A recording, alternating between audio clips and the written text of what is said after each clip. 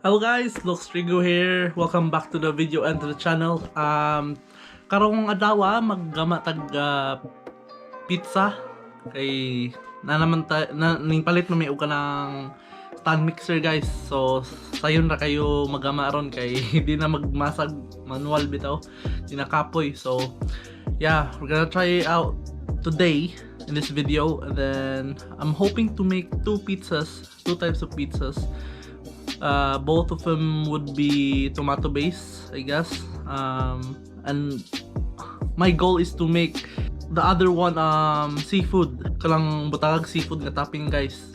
So yeah, manay pang ahong goal karon.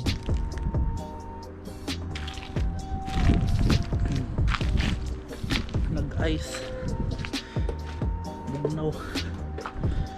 Gabi ga-frost pud sa maningaging adlaw ug dangog kuan kalsada ga drive ko nga hapit ko na slide.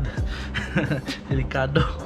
Anja guys, manay gigama naman sa gabi bago pang abot ag stand mixer to gigama na siya. So na manay pani ang gama gabi Bugnaw siya pero humok gyapon. Ag nani si mga palaman guys, kailangan peanut butter na yung Nutella or chocolate niya yung ginama siya, may gigama is chocolate ka na, chocolate na. Maraming hipo sa mga ingredients, so dalag muna yung mga panggamiton na tomato puree anja, na peeled plum tomatoes. Ako rin silang i-mix ka sila para muna siya pizza sauce. Muna cheese dili tong grated nga mozzarella guys, mo kung nakitahin nga ang real nga mozzarella. Anja, monig mixer na mo guys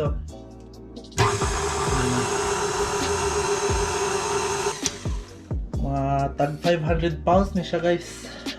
Katunga ming Henry 250 at 250 diya. And it comes with the other equipment as well, such as this one or kanang whisker, kanang tig whisk. Kapin na siya. Kapin. So yeah. I'm gonna start mixing my dough now guys. Okay guys, we're gonna put water. Should be warm. This is warm to the touch, this one. Teaspoon for the yeast. Probably 2 teaspoons. We're gonna add some sugar. Our camera person's laughing for some reason. I don't know why. We're not gonna put salt in because it's gonna kill off the yeast until it bubbles up guys. That means it's alive. Hopefully, if it's not bubbling up, that means it's dead. Rest in peace, yeast. Then you leave it for 5 minutes to let the yeast bloom. Oh yo, he's adding the. Alright guys, add na to 7 cups ni na flour. Henry's worried that I might use all the flour. He's planning to make some bread soon. How siya? Milk bread. I'm gonna reveal the measurement, but I'm just gonna sprinkle some salt. Then, ato ni ubos ni siya. Ato ni pandaron. Hopefully, dili mo sabwag flour. So, hinayon na to. Yay! Dili na ta magmano-mano. Mix. Di pa na itong niagi. Gamang Messy kayo. Okay, we'll just probably leave that until it's solidified, I guess. And meanwhile, maggamas ako sa pizza sauce, guys. Buo na siya, So I'll just let it run. Okay, guys. Butag olive oil na yung smells like proper dough now. Gamay na. Guys, may consistency niya, guys. My desired consistency. Pero kuwang pa rin pa mixon sa maayo. 5 to 10 minutes I guess while I'm making the sauce. So yeah, Henry will go now because he has a lesson soon. Masak sauce. Sponsor nini.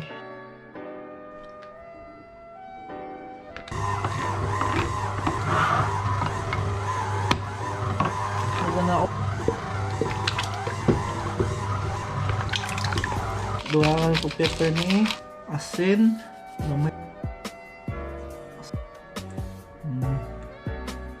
Kaya ito lang i-mix guys.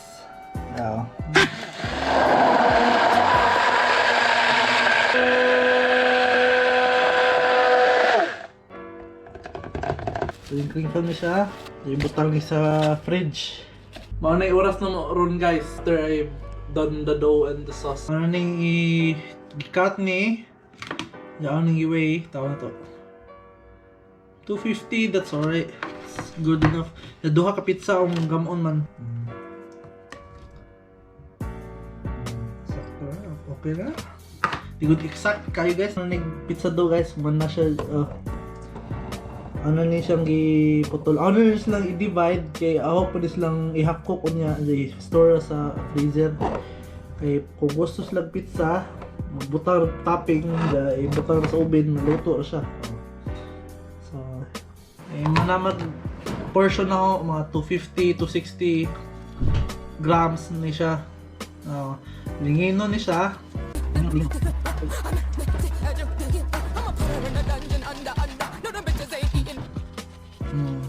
Ano na siya Lingin na siya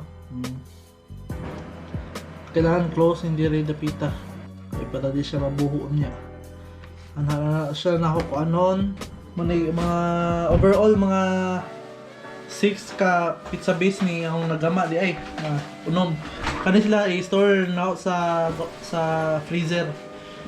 But ako ning gabot pizza po sila pizza base ja oras lang i-half cook. Wala siya kung ano daw. Kaya among oven hinim, among oven di ka luto og from start to finish na style na pizza. So we have to half cook it. Guys, itinsyong na ni. Ato ni patubuon sa ano siya, room temperature ni siya. Bugnaw po ng palibot ron. So I don't know what will happen ba. Kasi niya ang paandar may heater. Also temperature matubo siya kahat. So all we gonna do is just wait for probably 4 to 5 hours. Muna ni guys, after 4 hours, may tubo na kayo dough. I-open na na sila. Ready naman nila. Dakot na bito ni. Uy siyang mayog yun.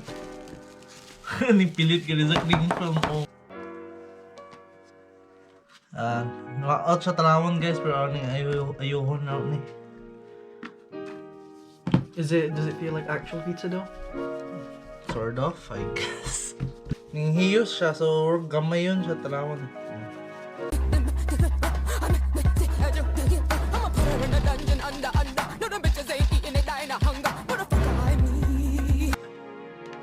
Next one.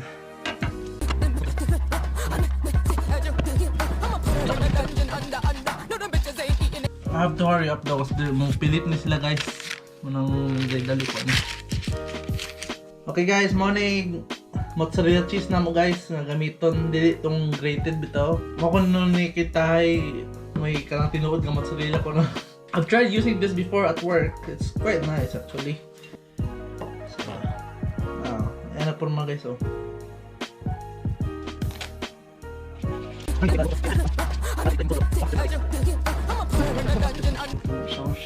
God, complain na nga itong cameraman.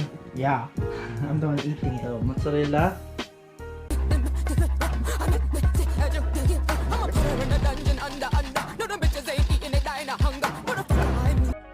Yeah. May ham dire.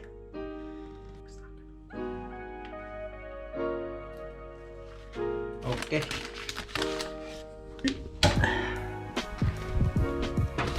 Put it there.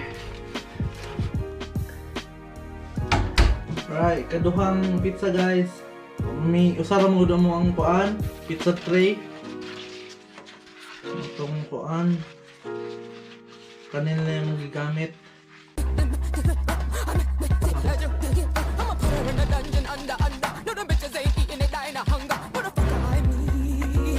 Ham na po, kaya mura may toppings na to dire.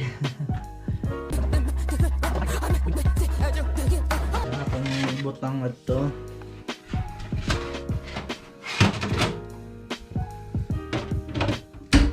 I don't know how long it would take, pero usually sa trabaho no mga 5 minutes naman na kay tungod sa kakusog sa oven ani kay sa bahay man nga oven so ako balo sa oras sa man so banaon lang sig check mo golden brown nag kanang ibabaw Ang mga toppings na luto na. Tada! Nice. I'm quite confident that it's cooked. Okay guys, ikaduha na mong attempt gawang pizza. Talaga mo na ito successful ba ito ni? It looks 50-50 right now. You first. Hey, I'm the pizza connoisseur. You better not let me down.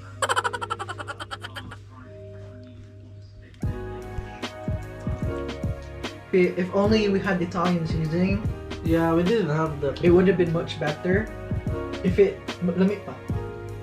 Kung na Italian seasoning, lamit ang tani. Pausa na yung feedback pa. Pizza. Ano? Naman kay Aslong. Pineapple. Pineapple. Pineapple. I've got a bottle of wine from colleagues. Wow. Ano naman kayo? Oh, I Belated forgot happy this. birthday na ni Mama. Yeah. Ano? Okay guys, darag usap man na. Mo na rockets guys, mo na siya ibabaw. Hiwaon sa ni una di ay ibabaw ng salad. So yeah, nahurot tanan. Gikawangan pa sila. I'm quite happy because it turned out alright, I guess, compared to last time. I did it off camera, you see, because I was experimenting if I could do it at home. Because, you know, it's quite different because we don't have the oven here compared to the one at work. Ato sa trabahoan nga 5 minutes ra ang pizza.